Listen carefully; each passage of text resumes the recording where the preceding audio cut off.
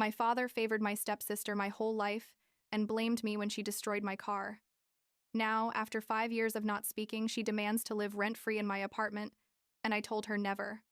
I'm 21 years old, work part-time while finishing college, and like 2 weeks ago, my stepsister called me after 5 years of not talking to ask if she could move into my apartment rent-free, and when I said no, my dad called to tell me I'm a selfish, heartless person. The truth is, I need to tell this story because my whole life I've been the forgotten daughter, the one who didn't matter. And now that I finally have something that's mine, they expect me to share it with the person who basically ruined my teenage years. But let me start from the beginning so you understand why I don't feel even a little bit bad for telling her no. My parents got divorced when I was like 7, I think, and they established shared custody, where I'd spend the week with my dad and weekends with my mom. At first, it wasn't too bad. I mean, yeah, it was weird to adjust, but my dad made an effort for us to see each other often and things worked. What I didn't expect was that 3 months after the divorce, literally 3 months, my dad already had a new wife and a stepdaughter my age. Her name was Susan, and her daughter was named Danielle, but everyone called her Danny. I remember perfectly the day my dad told me, "I have someone special I want you to meet." And I thought it was going to be a girlfriend or something. Not that I was going to meet my instant new family. Danny and I were the same age, born like 3 months apart. And at first I tried to get along with her because, we were kids and I thought maybe we could be friends or something. But from the very first moment, my dad treated her differently. And when I say differently, I mean it was like she was made of glass and I was made of cheap plastic. If Donnie wanted something, my dad would get it immediately. But if I asked for something, the answer was always, "We have to save Grace," or "It's not a good time."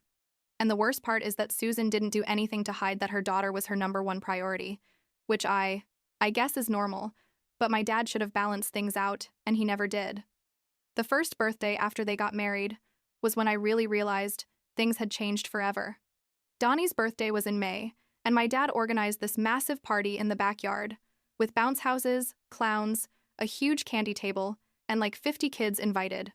He spent I don't know how much money, must have been like $1,000 or more, and everyone was talking about what an incredible party it was. My birthday was in July, 2 months later, and that day my dad didn't even tell me happy birthday. He literally forgot. I waited all day thinking maybe he was going to surprise me with something, but nothing.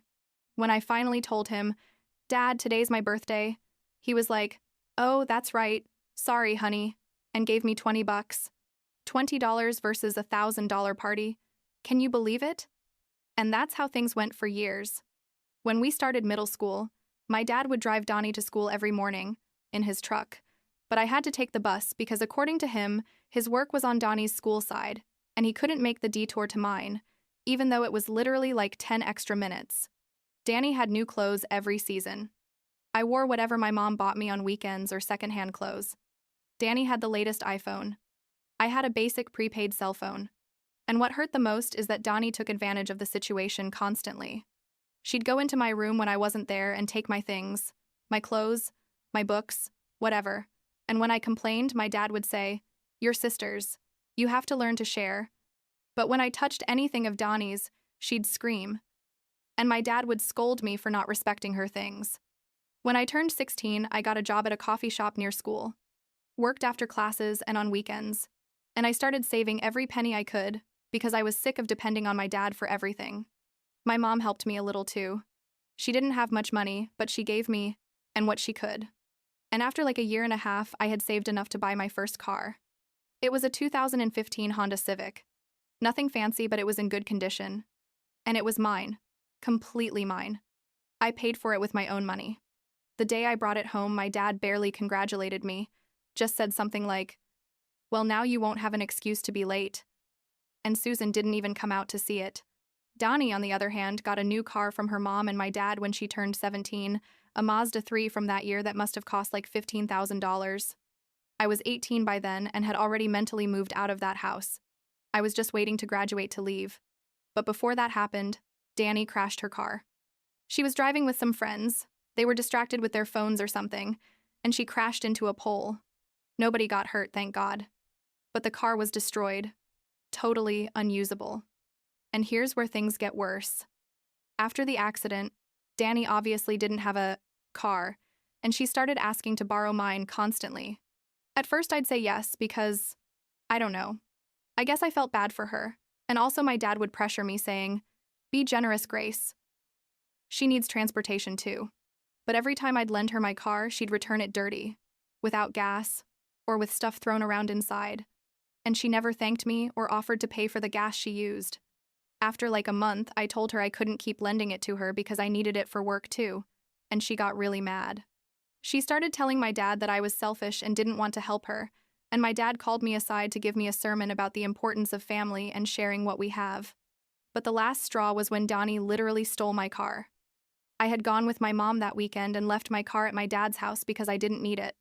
When I came back Sunday night, the car wasn't there, and my dad told me very casually, "Oh yeah, Donnie took it to go see some friends." I got furious, told him, "She doesn't have permission to use my car. You knew she didn't have permission." And he just said, "Grace, don't be dramatic. It's just a car." That night I waited until 11, 12, 1 in the morning, and Donnie didn't arrive. I sent her like 20 messages and she didn't respond to a single one. It was 3 in the morning when I finally got a call. But it wasn't from Danny, it was from the police. They told me my car had been involved in an accident and I needed to pick it up from the tow yard. Turns out Danny had gone to a party, had been drinking, and on the way back lost control and crashed into a fence. She was fine, just some scrapes. But my car that I had bought with my own money working for a year and a half, was completely destroyed. The front was crushed, the windshield broken, airbags deployed, everything. The basic insurance I had didn't cover that type of damage, and Danny technically wasn't insured under my policy because she wasn't an authorized driver. When I confronted my dad the next day, expecting him to do something, to demand that Danny or Susan pay for the repairs or at least apologize, you know what he told me? He said, "Grace, if you had shared the car from the beginning, this wouldn't have happened. You're so selfish that you forced Donnie to take it without permission." I stood there, unable to believe it, literally speechless. I yelled at him, "She stole my car, Dad. She stole it and crashed it because she was driving drunk, and you're blaming me." And he just kept saying that I needed to learn to be more generous with family, and that Donnie had made a mistake, but that I had contributed to the situation by being so closed off. And that's when I knew I couldn't stay in that house anymore. I called my mom crying, told her everything, and she told me to pack my things and come live with her immediately.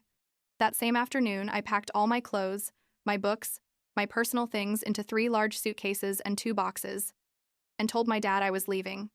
I expected him to at least try to stop me, to tell me he was sorry or that he wanted to fix things, but you know what he did? Absolutely nothing. He just nodded and said, "If that's what you want," and kept watching TV. Susan didn't even come out of her room. Danny was in the living room, and when I walked past her, she said, "You're so dramatic, Grace. It was just a car." And I had to bite my tongue not to tell her everything I really thought. I moved in with my mom, and the next 5 years were the best of my life, honestly. I finished high school, got accepted to a decent university in another city, like 2 hours away, got a small but nice apartment with help from my mom and a student loan, and started building my own life away from my dad and all that toxicity.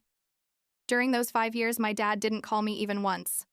Not on my birthday, not on Christmas, not to see how I was doing. Nothing. I didn't reach out to him either, obviously. And honestly, I thought that's how things were going to be, forever. That basically he had chosen his new family, and I had chosen my peace. But like 2 weeks ago, I'm not exaggerating, I got a call from a number I didn't recognize. I answered thinking it was something from school or work, and it was Donnie. We hadn't talked in 5 years, 5 complete years, and she called me like nothing had happened. Like, "Hi Grace, how have you been?" As if we were friends who just hadn't seen each other in a couple months. I was confused but also curious, so I played along and said, "Fine, and you?" And she started telling me that things hadn't gone very well for her lately, that she had dropped out of college, that she had broken up with her boyfriend, that she was living with my dad and Susan, but the situation was tense. And then she dropped the real reason for her call. She said, "Grace, I know we haven't been close, but you're my sister and I need to ask you a favor. I was thinking maybe I could come stay with you for a while until I find a job and save up some money." And not only that, she expected me to let her stay for free, without paying rent or utilities or anything, because according to her, she didn't have money, and I was her only option. I stayed quiet for a few seconds, processing what I had just heard, and then I told her very calmly, Danny, I don't think it's a good idea. My apartment is small and I barely make ends meet with my own expenses. She immediately changed her tone and started insisting, like, come on, Grace, it would only be for a few months. We're family. You'd be helping me so much. And I kept saying no in different ways, trying to be polite. But then she said something that made me really angry. She said, Grace, you've always been selfish. Since we were kids, you've never wanted to share anything with me, and this just proves you haven't changed. And that's when I lost my patience. I told her, Danny, you're calling me after 5 years without talking to me, without even apologizing for destroying my car or for all the years you made me miserable, and you expect me to let you live with me for free. You're crazy. And I hung up on her. I thought that would be the end of it, but no, because the next day, I got a call from my dad, and he was furious. Started yelling at me, saying, how dare I treat Danny like that? That she needed help and I was her sister. That family helps each other in difficult times. Basically the same speech as always. I let him talk for like 2 minutes, and then I said, Dad, where were you when I needed help? When Danny destroyed my car and you blamed me? When I left your house and you didn't care? Where were you on my birthdays or Christmas these last 5 years? He was quiet for a second and then said, That's different, Grace. You decided to leave. And I told him, Yeah, I left because you made me feel invisible my whole life. You chose Danny over me every time you had the chance, and now you expect me to help her. You're completely wrong. The conversation kept escalating until I finally told him, You know what, Dad? I'm not going to do this anymore. I'm not going to let you make me feel guilty for setting boundaries. And I hung up on him. I felt bad but also liberated. You know what I mean? Like I had finally taken a weight off my shoulders. But the story doesn't end there, because a week ago, my dad called me on my birthday, which technically was a nice gesture, except the conversation lasted like 5 minutes before he started again with the Donnie topic, saying that she really needed my support and that I was being immature. I told him I wasn't going to change my mind and hung up on him again, and I thought that would get the message across. But then, and this is what really hurt me, my mom called me.